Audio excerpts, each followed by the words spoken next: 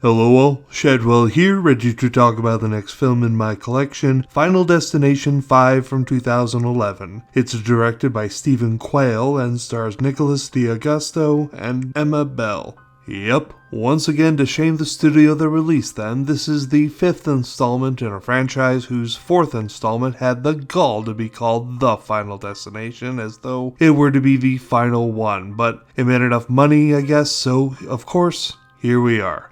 They should have just bit the bullet and named this the next Final Destination, or gone even more ridiculous and called it the Final Destination, because for all intents and purposes, the 4th installment was supposed to be the final in the franchise, and it was supposed to be this grand send-off in 3D, but it made money. Over $180 million worldwide on a budget of $40 million, according to IMDb. And so greed got the best of everyone, and they decided to do a 5th installment of the series. The gimmick still exists, as this is still presented in 3D theatrically, and I'm sure you can find a 3D Blu-ray of it somewhere out there relatively easily if that sort of thing is important to you. So we have a new installment presented in 3D where death is once again the unseen killer of all the victims in some crazy mousetrap scenarios. There really isn't anything to set this apart from being more of the same, almost. The ending is a nice surprise for the franchise, but I'm not going to describe it because I want you to enjoy it, spoiler free for yourself when you, and if you, get there. I will say this about the deaths, there is a lot more dread and suspense this time around, like that screw on the balancing being danced around by bare feet is very stressful, and the laser eye surgery sequence is also fairly stress-inducing, more stress than most of the deaths in the franchise's past have been able to get out of me.